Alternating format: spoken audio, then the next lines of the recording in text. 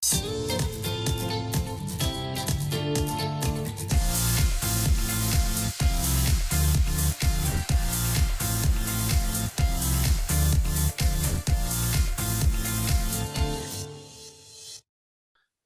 and welcome to another very special quarantine episode of My ArundelBiz Podcast.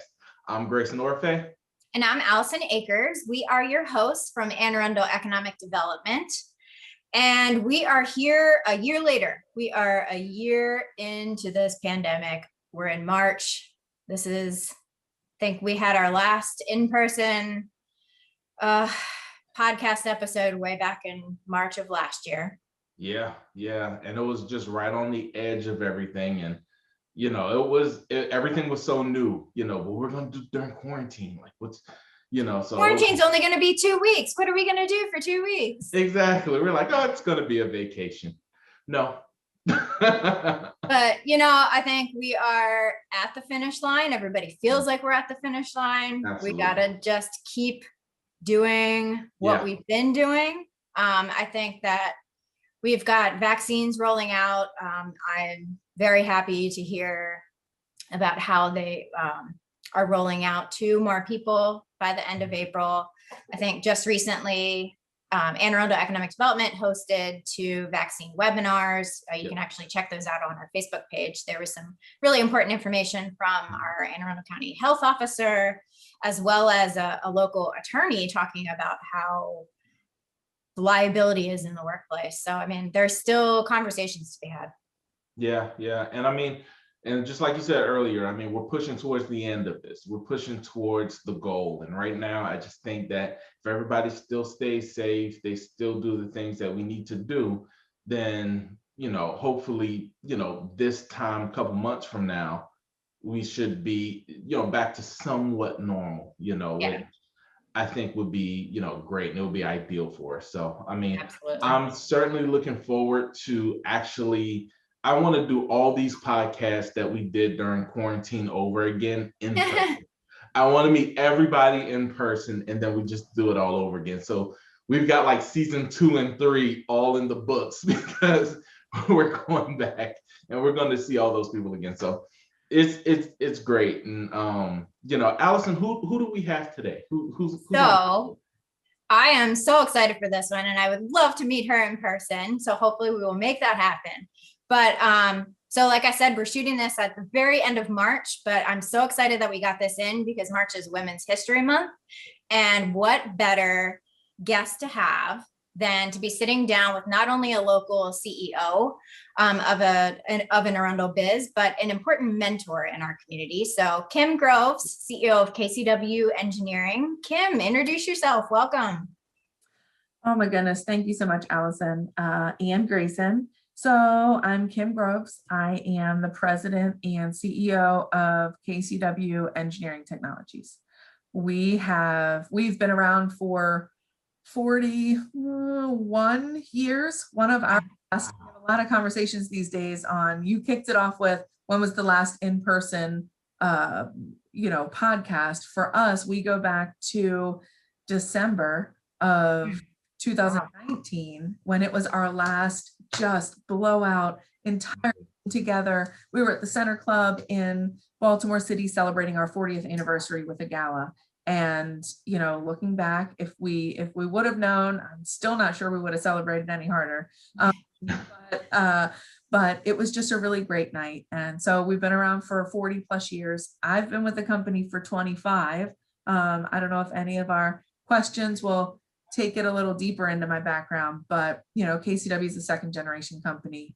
My father was one of the founders. Our executive VP is my sister, and it's something that has been part of me just about my entire life. And anytime I have an opportunity to sit with great folks like you all and talk about our business and what we do, it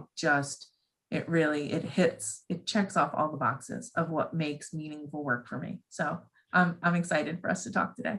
Well, now this is the thing. So what brought you to KCW?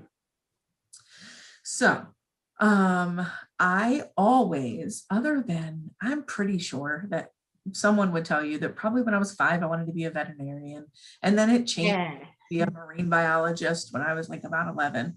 Race car driver. Okay, there you go. What about you, Allison? Veterinarian. Veterinarian, right? I wanted a cat. My parents wouldn't let me have a cat. Maybe I thought if I did that, I could have like all the cats. I'm not sure. So, but it didn't take long before I realized that I loved working with folks. I loved working towards something that created tangible results. And I was also being raised in a home where, our mother supported us in so many ways. And our father every day brought home stories of running a business, building a business, and it was engineering and surveying work. So for me, I couldn't have been more excited to kind of head off to University of Delaware. Before you knew it, I was I was coming home winters and summers, interning at KCW. At that point in time, we had another office in Easton, Maryland. I was just talking about that this morning on one of our PM calls. And I, got to spend time with, the surveyor that was running that office. And it's always been part of me. And I feel like it's been a true, it's been almost osmosis, right? I witnessed it. It wasn't deliberate until it was. I spent my winters and summers being paired up with amazingly knowledgeable, strong female engineers at a time where, look, KCW, we've always, it's about what you bring to the table, right? It's been about anything other than that. So we've always had a very diverse staff. But for me, it wasn't until I had opportunities like this to look back and I thought, wow, I had folks in my corner before I even realized I had a corner. Oh, that's a great story. That is great. That is great. So in getting your start with KCW, what were some of the challenges that you had? Because you said that, you pretty much made a seamless transition then. Was there anything, that kind of, you might have done differently or, any challenges? Well, I had moments towards the end of my college career that I wasn't going to join KCW, that I was going to purposefully cut my teeth at another engineering company. And I'm so thankful that my father supported that. I ended up kind of realizing that was almost it would have been a backwards situation. We had a team. Yeah. I had existing relationships. We do good work. If I want to learn, if I truly want to commit to my career, why would I do it anywhere other than this company that was going to provide me the best of all I was looking for anyways? So I think looking back, that was something that is interesting, especially now that I'm raising children, to kind of visualize it as the child, and see what it was probably for a parent to witness me going through that. Like I said, I'm always thankful that that my father kind of supported me through and said, do whatever you're going to do, Kim, just know that KCW is where we're at. And there's always opportunities here. And I'm thankful that I didn't go that direction because now I couldn't imagine working a single day anywhere other than here. Awesome. I guess I'd also say that in terms of difficult times, I don't think any of our careers go linear. Sure. I don't know if you've ever experienced anything like that. It does this, and then it does one of these. And in here, holy moly, all the learning, right? All the learning, all those moments that we could have a whole podcast on the ways that I try to share with our staff on, look, we have missteps. Here's the thing that I did when I was in your shoes, and here's what I learned from it, and all that. I think our careers, they go exponential in moments. And I think that's when you really have your gut checks on like, where do you want to be? What are you going to learn from this? How are you going to take this setback? And then you get to your next plateau and you work and work, and lo and behold, it's your moment to shine. It's those trials by fire. Yes. Right. Yeah. I'm so glad you shared that story. I think a lot of family-owned businesses might go through similar challenges and just conversations like that. So that's really interesting. So Kim, you recently won a really awesome award from the Baltimore Business Journal. You are the Mentor of the Year. That's pretty incredible. And you should really, give yourself a pat on the back. It's a fantastic accomplishment. Tell us more about your mentorship work in helping to create a STEM pipeline here in Anne Arundel in the region. Sure. So I appreciate you saying that. Look, before we hit the record button, we had a pretty candid conversation about all the things that come on the back end of just getting up every day and doing what you love. And this is one of those, right? I get to talk to y'all and be on a podcast, which is awesome. So for me, I had opportunities to be exposed. My life story is that I was raised by an engineer and a land surveyor. I had an opportunity to come in and to work under amazing folks, right? So now that I'm in this position, now that I have worked my way up through the company, who am I to not take that and multiply it, right? Because last year on the panel, one of the panel members spoke the words, "You can't be what you can't see." And I loved it for a million reasons. I loved it because it was another moment for me to do more self-reflection on. I saw it and it didn't occur to me. It didn't mean I have moments where I'm like, oh gosh, can we do this next? But I had seen it modeled, right? So I want to find ways to work with other women and men in the area and take high school young ladies who quite possibly they know exactly what they want to do. Because if I've learned anything, I'm going to tell you that, the young women that are in the local high school STEM programs, they're killing it. I mean, I look back and I think, I'm like, oh my word, like, how are they doing all this? They're in amazing programs in their school. They're giving back to the community. They're working jobs. They're in sports. I'm in awe of these young ladies. And, I just think that if there's a way that we could take all that they're doing and provide them with resources, even a resource guide of local men and women who want to support them in, opportunities in a company. Could it be a one-day shadow, a one-week mentor, a summer-long internship? That was the program that we wanted to create. And last year was a real kickoff point for us. We were able to team with some amazing schools, with North County, Cat North, South River. The big STEM schools. These are just, they're amazing kids and amazing teachers that are supporting them. And the young ladies that we got to interact with, I'm just, I'm really thankful for that. Brittany was, and maybe we'll get into this. She was one of our runners up.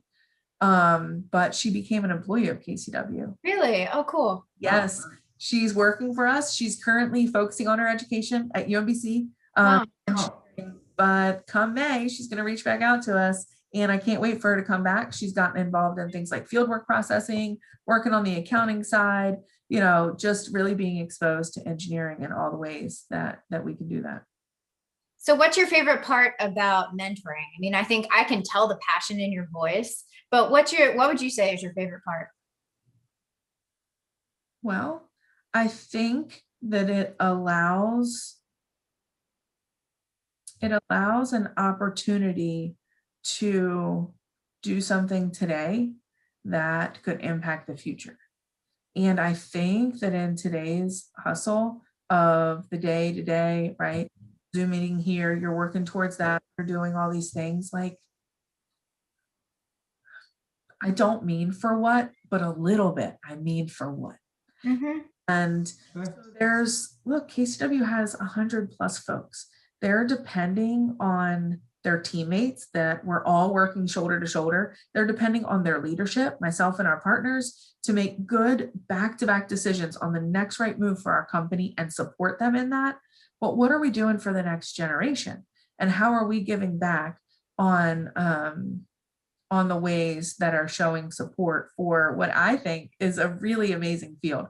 And so, you know, KCW does a lot of civil, electric, you know, surveying work. And I'll tell you that it seems to be the robots and the mechanical engineers that get all these sexy ideas of like building robots, but designing a neighborhood and making sure the sewer works so the toilets flush and you have a road to drive on and all the water goes into the storm drain system is pretty sexy too. So I absolutely we can't offer you, especially when it works. Especially when it works. Yes, we can't offer you a career of robots, but we're doing some really cool stuff. That helps build the community. I mean, you're building Anne Arundel basically. That's really and cool. In life, that's kind of what we're all building, something, right? Yep. Now, and that was going to be my question for you, like, because what about your why? Like, you know, because I hear the passion and I hear everything that you want to do, and usually at the base of something like that is a real deep reason of why. Like, what is your why that you do everything? Well, my why goes a lot of ways. It's that I think one of the things that motivate me most are the folks that are depending on me, right? Whether that be my husband or my kids or our team. I think that to stay focused on my why, I'm reminded every day that the decision for, you know, one could impact the other 100. And the choices that I make, you know, every day, it's a lot of responsibility. They have impacts to it, but hopefully I have an amazing team of folks that I work with and that work, you know, that we all work together. I would say my why. Look, I also spent a lot of time in my career maybe not wanting to acknowledge the elephant in the room that I am one of the daughters of the founders. And look, I wear my heart on my sleeve. I'm going to pause so I don't get a little teary, but I hold his position. I'm the only other CEO that this company has had, and that doesn't fall lightly on me. Incredible. And he has always provided opportunities. He's shared his knowledge so freely. My sister and I grew up in a home where it was learn what you can every day and share it. And I get to do that now, right? And I get to share that with you all. So I think my why is just providing meaningful work to a team that kind of leaves our community even in a better place, because I feel like that's what I get to do every day. And I don't want it to just be for me. That makes so much sense for how you have fostered such an incredible mentoring atmosphere. That really shows. What would you say for what would be your first advice for a business that wants to get into something like that, but maybe doesn't have a set program yet? I think it can be intimidating. I think for a lot of years in my career, people would ask me things like, who are your mentors? How are you mentoring? And I think I felt intimidated by those questions because it sounds really formal. And now it's become a word that's used so freely. I think I would start by finding your day-to-day moments to do it. And it doesn't mean that you wouldn't put something formal in place, but I would say that anyone who is leading anything, whether that's, you're the person who is introducing the next entry-level person to a community to a department, or you're the owner of a company. I think every day there's mentoring opportunities. And I think the more you take a minute to pause and kind of dig a little bit deeper into those moments, you get more comfortable in it. You realize you're already doing it. And for us, I was able to go to the Enterprising Women conference in Florida a couple years ago. It just so happened that my partner and I were being honored as, Women of the Year for that award. we went to the conference. They had a young enterprising women group of high schoolers that had traveled from all over the country. Oh. Because businesses like KCW had small STEM panel events. And what they won was a scholarship to attend this moment. And so my partner Melissa and I, we sat down. We were asked to be mentors, to speak to the young ladies. And we kind of walked into it just excited. We're like, all right, got off the plane in Florida and it's a little warm and we're going to get changed and go to the right, conference room with the young ladies. And we sat in a row of chairs, and next to me, we were going through introductions, and next to me was a VP from IBM. And I was like, oh, well, all right, VP from IBM. I'm going to get my, hi, I'm Kim Gross from KCW, Bernie, Maryland speech ready. And next to her was an amazing woman who had an international medical staffing company. And in her free time, she had opened orphanages. And I was like, well, this is my moment to get it together. Yeah. There's a reason that we're here. There's a reason that you've been asked to the table. Say what's on your mind, make relationships with these young ladies, and also use every opportunity for yourself to be mentored by the ladies that are sitting next to you. True. Doing awesome things too.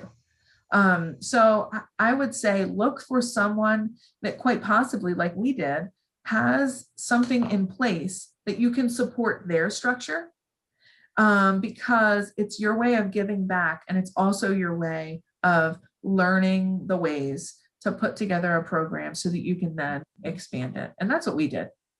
I know that many of our staff on the business development side of Anne Arundel Economic Development are really focused on making sure that companies are connected to Anne Arundel community, Anne Arundel public schools. And I know that there are many ways that the great people over at the Anne Arundel County school system connect businesses. Yes. I will give a plug for that. Yes.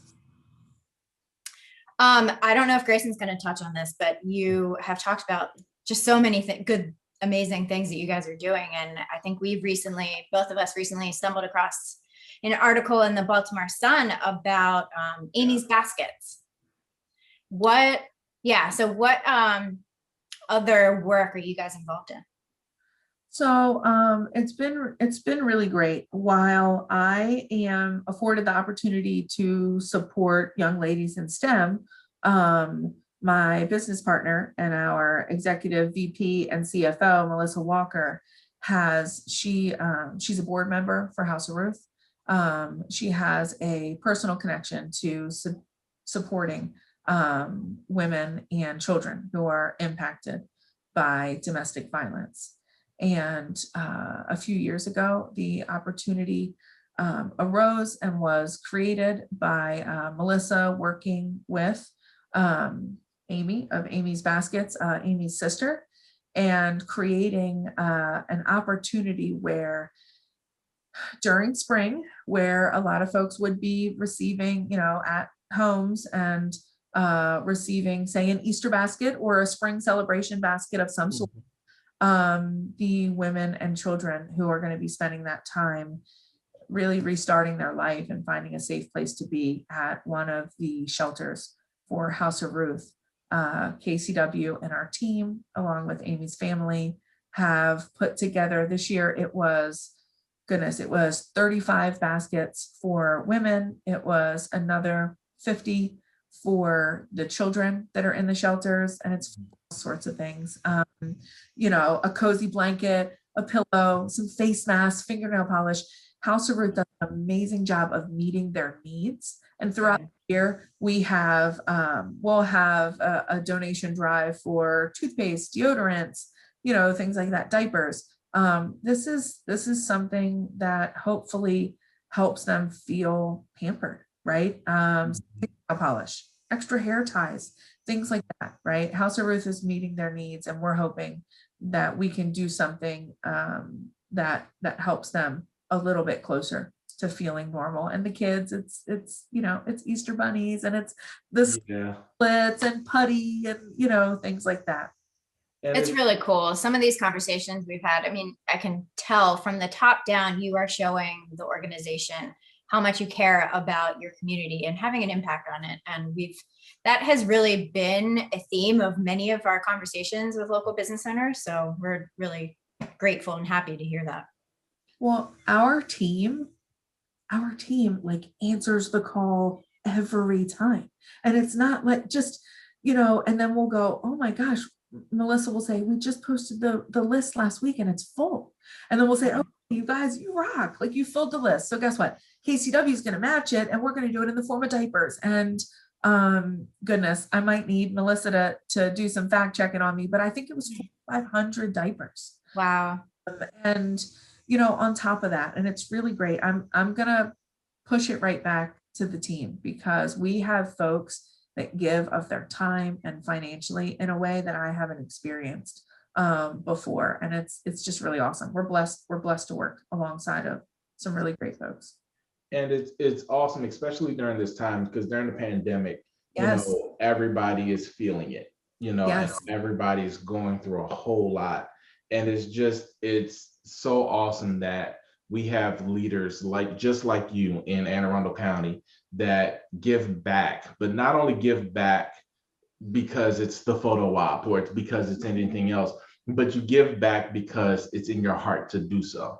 And I think of anybody who gives back so much, there is kind of that, you're giving back, you're giving of yourself.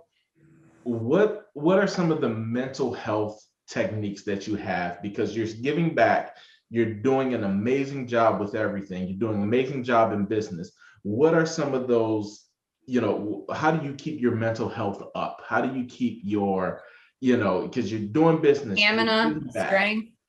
There's a fatigue, and you're a mom, and you're a wife, and it's a lot. So what do you do?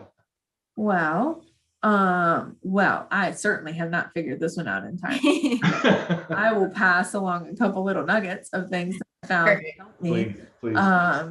So we worry about that for our staff as well, because fatigue to this. I mean, our KCW was also moving our offices. Now it was across. Look, I hope when this is all over, I would love you guys to come visit us. Maybe you can see us. We moved from one drive aisle. We only moved a drive aisle over, but if you've ever moved, it doesn't matter. If you're moving your house next door or your business down the hall, like you're still moving, right? A move is a move. Yes, the world was closing down as we were moving. So much of our staff hasn't even seen inside of the office. We're operating, there's 13,000 square feet. There's about 13 to 15-ish of us. And we're continuing to add staff safely in the office. And then to work from home. I mean, they shifted, our team pivoted because for them, we always felt deeply that for them to feel safe, they needed to feel safe, right? Which meant work from home. So what can we do over the weekend? It was like everyone left on a Friday, went home. And whether you were on our in-office team or the at-home team, you had to check, do all of your connections. We're using Splashtop, we're using Zoom. These are all reasonably new things to us.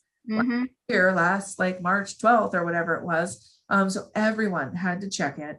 And at that point in time, I think people start feeling a little bit better. Okay, well, I can work from home, right? Then it was all about how can we make our clients feel safe, business continuity, that kind of thing, right? The best way I think for your team to feel safe is to know that they have work to do, because they're at home, they're protected from the virus. But what does that mean, right? Work to do. So we focused a lot on business continuity. There's a fatigue to that. Working from home, when does your day start? When does it end? I haven't entirely figured that out yet, you all. Like I haven't. I'm in the office today, and that helps. But for the large majority of our staff, that's still difficult. And parents have children home, quite possibly are single or older and don't have children at home. That can be lonely. How can we instill some healthy habits? So that's what we did. We had a healthy habits challenge, and it rewarded you not just for getting out there and jogging, I was working every day to get my points because I am kind of competitive. I was like, okay, well, I didn't jog today, but did I listen to a podcast? Yeah. Check. Did I 5-10 minutes to meditate? Check. You know what I mean? All right, I got 2 points. Like, did I drink water and give up soda? Check. I can do that too. So we definitely have had a couple times where we focused on the mental health of our team. We and when I say that, what I mean is I'm part of the team, and it helps too, you know, because you can't be all things. And you certainly can't be all things to all people in the middle of a pandemic. And if you don't take a minute and go, I need this for me right now. And it might just mean, you know, getting the Calm app. I laid in bed next to my daughter and we were like, okay. And, you know, like the calming voice is like, attention to your feet. Like, what do you feel? The heaviness from your legs lifting. And I was like, okay, I think I could do that. Yoga has been my go-to, but I tried some meditation for the first time. So I think it has people trying new things. Fresh Air 15. We use Slack and we created a channel, Fresh Air 15. Get out at lunchtime in the morning. Get out in the middle of the day because we're working from home. And if you need to step away, do it, right? Grab your dog, grab your kids, go by yourself. So folks snap, you know, Fresh Air 15 photos and they share them with the team. And I think that inspires you to go, oh, well, John got out there, Gary got out there on his kayak. Like, that's cool. Like, maybe I could do that. Or maybe I can just take a walk in the community. So that's what we've tried to do. That's awesome. That's awesome. I tried to do the same thing. I just run away from my children. That's yes. My husband will go, just act like your mother is not here. I'm like, but they see me. Listen, it never like, he's not available. Now my husband's a school teacher. So so he was in thankfully we had a room available in the basement and he was teaching. And I have to give credit to our teachers. Yes. Oh my gosh, yes. But you know what, also to the parents, and I guess really I need to give credit to everyone, because that's really hard for the parents who are working at home to make sure their kids are at the, you know, the Google Meet. And for these kids, I mean, they're doing it. And this idea that they're falling behind, they're not falling behind. No. They're living through this in a way that just, I commend them all. But absolutely. Teaching is tiring. And I would hear him from the basement and it would be like, good morning, kids, you know, with like the joke of the day and all this other stuff. And, you know, it's important to decompress after. What grade does he teach? Third grade. Third grade. Oh boy. Yeah. Yep. Yeah. That's energy. Because you got to keep your energy up. Because if you don't, oh man.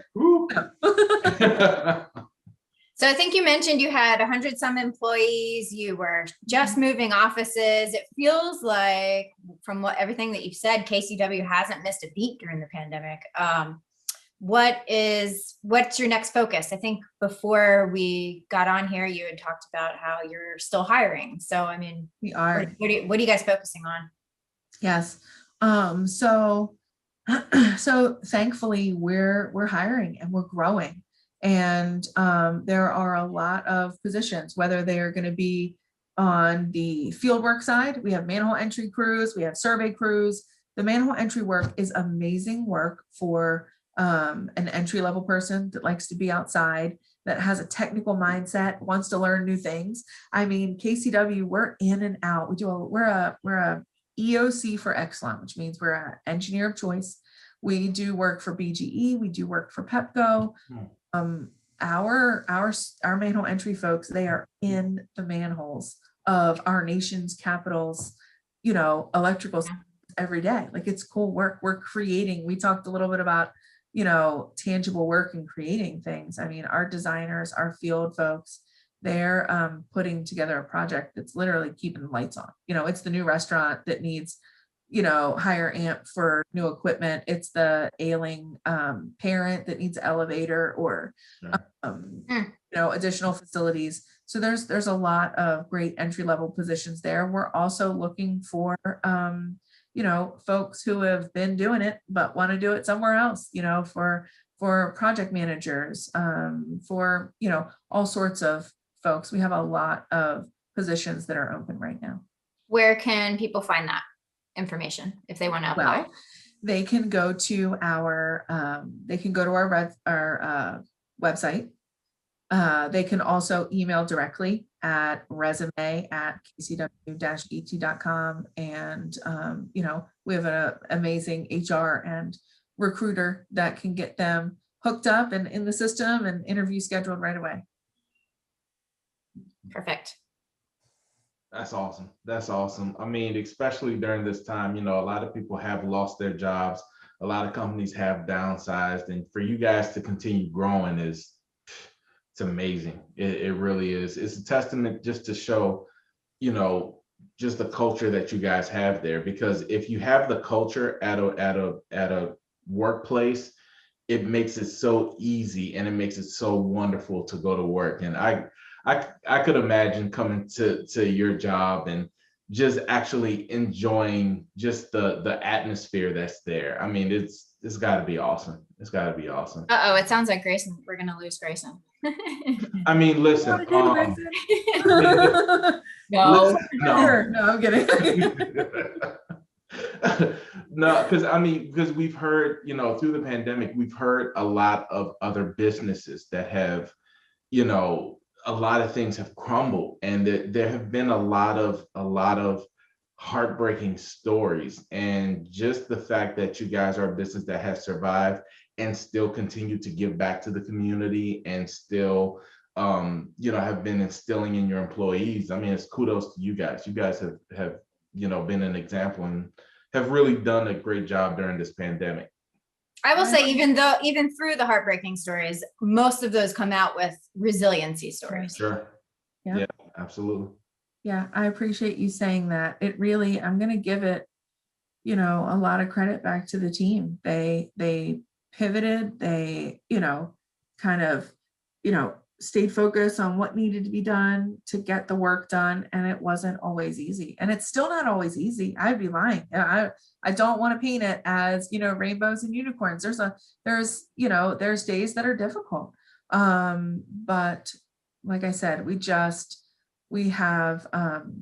I'm thankful for the folks that I get to lead beside, and I'm beyond blessed that we have the team that we do, because they really see through the moment and, are able to just kind of like dig in and like find that fire in your belly to get us through, say, the next deadline or the next push or what have you, at a time that was difficult. Because to be honest with you, when we were all talking about, 2 weeks to flatten the curve and all these things, it was, for a lot of engineering and surveying companies, are they going to shut down the streets? Are we able to, our field work is our lifeline. It's the blood, it's where it all comes in and starts. And if that all would have shut down, if construction would have shut down and all those things, we had a lot of gut check moments where it was like, what are we going to do to protect our team and get through this as a team? And we had some scary moments where we talked to them as a group and we said, this is the team, guys. Like, we don't have all of your answers, but one answer we do have is we're going to get through this with this team. So that's awesome. I'm thankful to be, a year later. Yeah. Well, maybe Grayson can end us on something fun. Yeah. So let me ask you this question. Being in Anne Arundel County, what is your favorite place in the county? What's your favorite time to just let your hair down, and where's that at? Maybe in a normal world.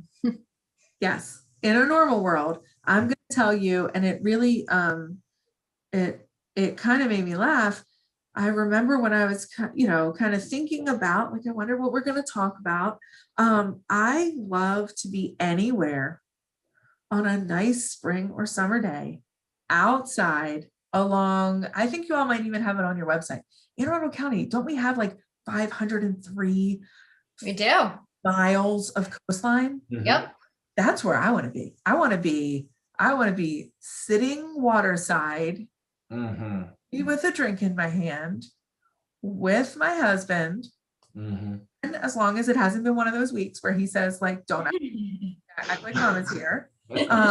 Just with some of my favorite people sitting and enjoying, because I feel like, There's so many things that make Anne Arundel County special, but that's really one of them, is that there's a community and a family and shared experiences that happen on the water in Anne Arundel County that's special. And that's what I would choose. I'm a typical Pisces sign, and I just feel so much calmer by the water. That's what I am too. Yeah, so you had a birthday? Yep. Yeah. So we appreciate all the water that Anne Arundel has. It calms me. It calms my soul. I mean, really. My goal is always to get a little bit closer to the water. Our first home, my husband and I lived in a townhouse, and there was parts of the community that were on the water, and every now and then you could hear like a jet ski. And I'm like, all right, we can, you know, and then so I'm always working to get a little bit closer. Yep. I see there being a boat in your future. Yes. I see that. Somebody else's boat. I just want to out food and drinks and gas money. Exactly. Oh man. Well, Kim, thank you so much for talking to us today. This was an absolute blast, and you know, we just want to wish a continued success for you and KCW, and you know, you guys are doing awesome stuff in the community, and please keep it up. Yeah, and we're such a testament to Women's History Month. This is an absolutely great conversation that I'm glad we're able to share. Yeah, I appreciate it. It's been great talking to you all, and absolutely, as soon as we can, I would love y'all to come visit us, or at least, you know, we can pick one of those folks, one of those places along the coastline. Definitely. Yeah. We can talk again that way. Yeah, there we go. I'm there. Well, thanks for talking to us again today, Kim. As always, you can find these episodes and all of our past ones of the My ArundelBiz podcast on AAEDC social media. So that is Facebook, Twitter, LinkedIn, on our YouTube channel, as well as on Spotify and all the places that you find your regular audio podcasts. So check us out. Check out arundelbiz.org. Wherever you guys are, we are here sharing the really cool stories in our communities. So we're so happy that we were able to have Kim and KCW Engineering as our story today. Thank you. Absolutely. Yeah, have a good one.